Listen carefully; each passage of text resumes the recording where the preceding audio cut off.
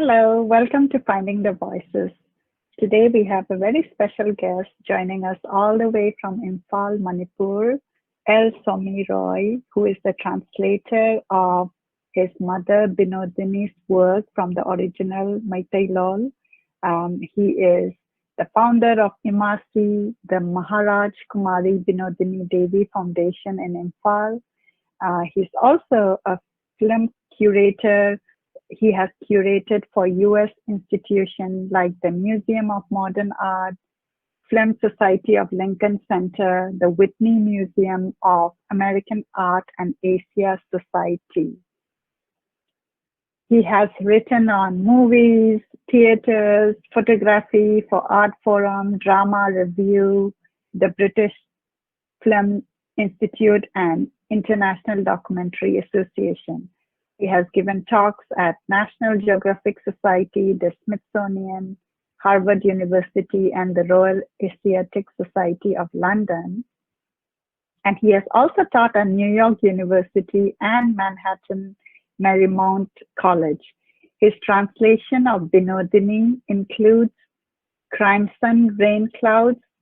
This was translated way back in 2012. As you can see, I have it over here.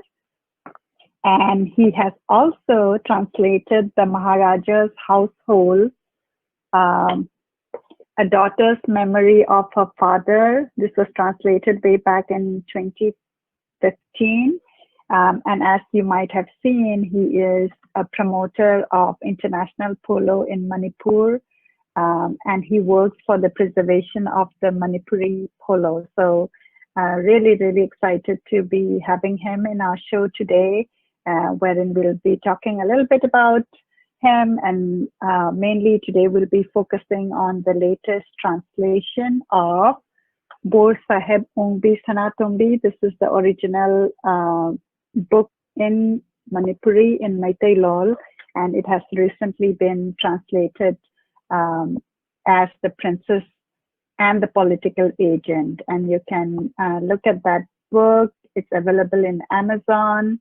So firstly, Tamo Bukrumjari, it is my greatest honor that we are here together today to be talking about your mom, whom I greatly, greatly admire. And for many of our listeners too, it's a great gift of literature, to the people of Manipur, not only to the people of Manipur, but to the people of the world, giving a glimpse about Manipur and putting a map of Manipur in the world. Thank you. And I would also return the Kurumjari, but my hands are tied because I'm balancing my laptop on my knee. So I can't free up both my hands at the same time. But such a great honor to be back on your program. I've enjoyed it tremendously in the past. And therefore, I look forward to doing something on this different subject altogether, since we've done polo before, and now we can talk about literature. Right, and look at this. I was looking at my collection, and see, I have all the books except the new one. Ah, that was my the previous translation that I did, called The Maharaja's Household, A Daughter's Memories of Her Father, which is my translation of Chirachan Maharaj Ki Imung, which was the last book that MK Binodini, my mother, wrote. And it is a book of memoir essays of life and growing up in the palace. Right. And I read this, I was looking at my notes. Generally, I have some notes when I write it. And I read this way back, maybe, I don't know, 2000, it was translated in 2015. That's right. Right, and I remember getting it almost immediately, and look at my handwriting, my old handwriting. I remember really some of the stories or topic which spoke about, women who bore sons were given more higher treatment and things like that. So it really kind of portrayed our society of those time, but even now, it hasn't changed that much, though there has been a little bit of modern progress. Yeah, and then also it addressed about multiple wives, and how many wives are allowed. So I found that like very interesting. But I know today we are going to be focusing on the latest book, but I wanted to, share with all our viewers of all the other books. And look at this. That was Crimson Rainclouds, which was published Yeah. by Thema Books, and it is a translation of a play called Asang Banong Jadi. And this book was actually a little bit of an experiment, because it was the first book that I was doing that included the translation as well as the original. And the original was in both Bangla script and in Meitei Mayek. Yeah. So it was kind of approached as somewhat of a learning tool as well for people who are not familiar with one language or the other, so they could go back and forth and read and kind of compare and make their own enjoyment and appreciation and even criticism to enable that. So there was also I also have a transliteration of that in Roman alphabet, which I still have not published, but I will. I should have put the order. Yeah, you're right. This was the first one, translated in 2012.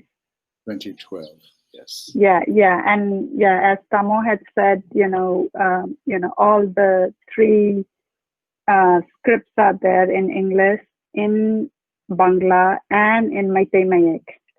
That's right. And in Meitei Mayek. So yeah. But these are the three go ahead. Standalone books that I've translated of Binodini's work.